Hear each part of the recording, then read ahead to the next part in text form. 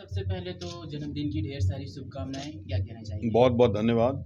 आज मेरा सौभाग्य है कि मैं पटना में अपने शहर में जहाँ मैं पैदा हुआ हूँ और पैदा होके मैं गर्व से कहता हूँ कि मैं बिहारी हूँ और बिहार को रिप्रेजेंट करता हूँ। तो 33 साल के बाद मुझे मौका मिला है कि बर्थडे सेलिब्रेट करने का।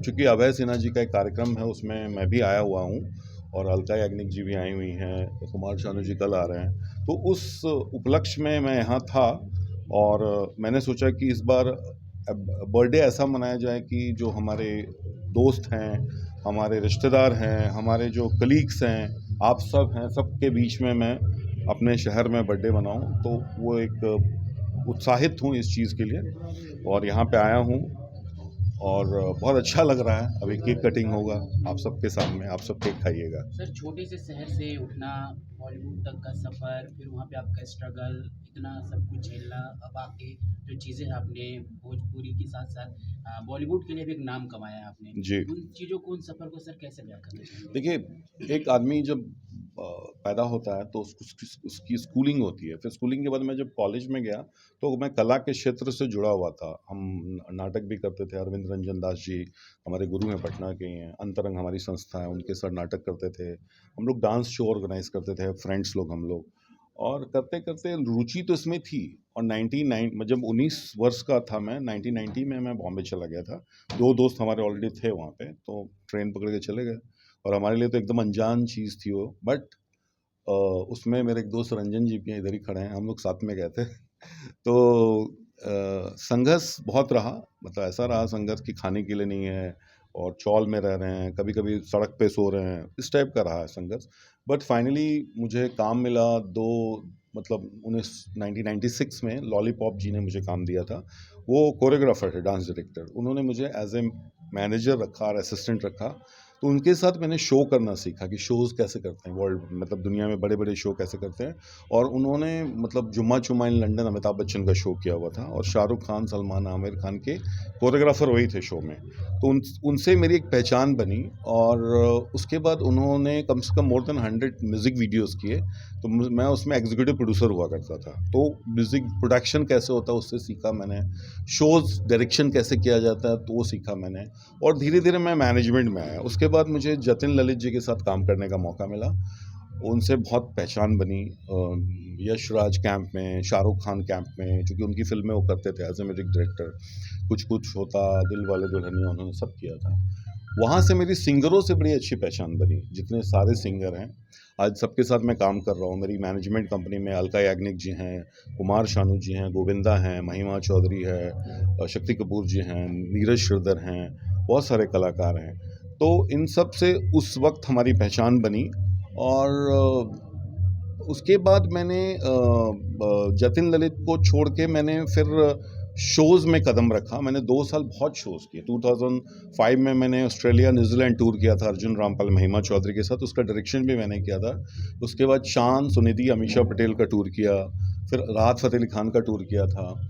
तो वैसे शो करना मैंने सीखा कि कैसे करते हैं। और उसके बाद 2003 में कंपनी खुल गई थी। 7 से फुल फ्लेज मैनेजमेंट शुरू की। तो मेरे कंपनी में विशालन शेखर आए। उसके बाद इरफान खान जी थे, वो भी थे मेरे कंपनी में।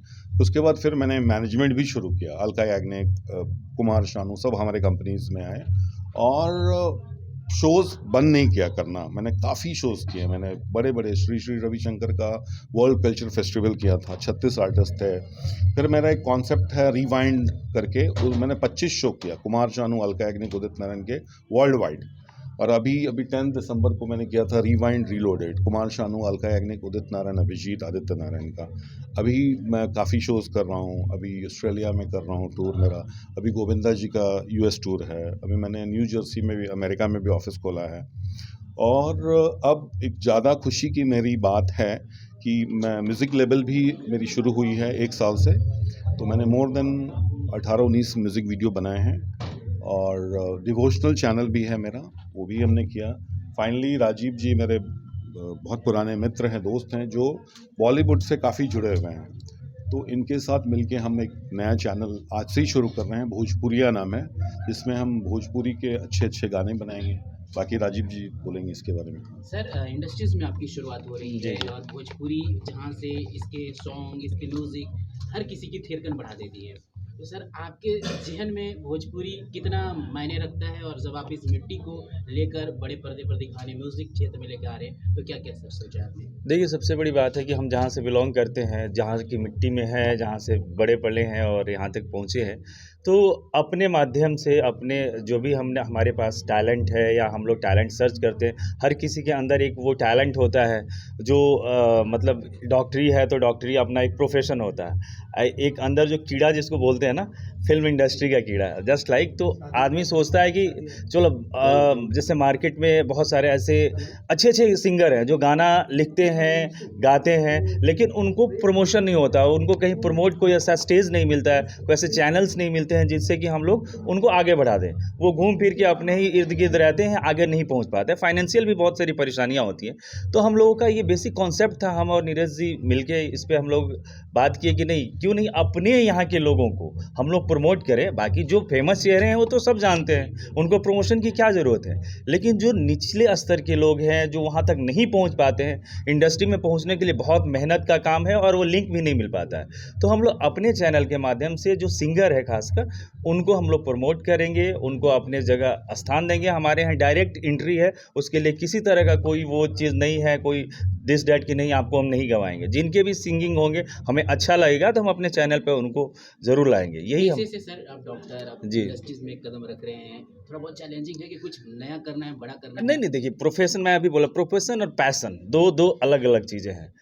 पैशन है तो फ़िल्म इंडस्ट्री का पैशन है तो उसके लिए हम लोग सोचते हैं और शुरू से हम लोग भी सिंगर हैं, गाते हैं, एक शौक है। तो अगर हम अपने उस जगह तक नहीं पहुँच पाए किसी कारण से, तो अपने बच्चों को अपने से जुड़े हुए लोगों को ज़रूर पहुँचाएँगे। क्योंकि उस वक़्त जब हम लोग सीखते थे गाना, उस वक़्त हमें पहुँचाने वाला कोई नहीं था। लेकिन अब हम वहाँ तक पहुँच गए, तो हम अपने भाई जो भी हमारे छोटे लोग हैं, उन लोगों को हम लोग आगे बढ़ाएँगे। यही हमारा अपना बेसिक कॉन्सेप्ट है इस सर जाते-जाते आपसे सवाल रहेगा भोजपुरी में भी कदम तो आपने रख ही दिया, इतना लंबा स्ट्रगल रहा आपके जीवन जी। में। अब जब इस मिट्टी के लिए आपको करने का मौका मिला, अपने कंधे पे ज़िम्मेदारी आपने उठाई है, तो सर क्या बेहतर करना चाहेंगे? बहुत बेहतर करना चाहेंगे। देखिए, एक तो यहाँ का हूँ, यहाँ का रहने वाला हूँ, तो यहाँ के रग-रग से वाकिफ़ हूँ।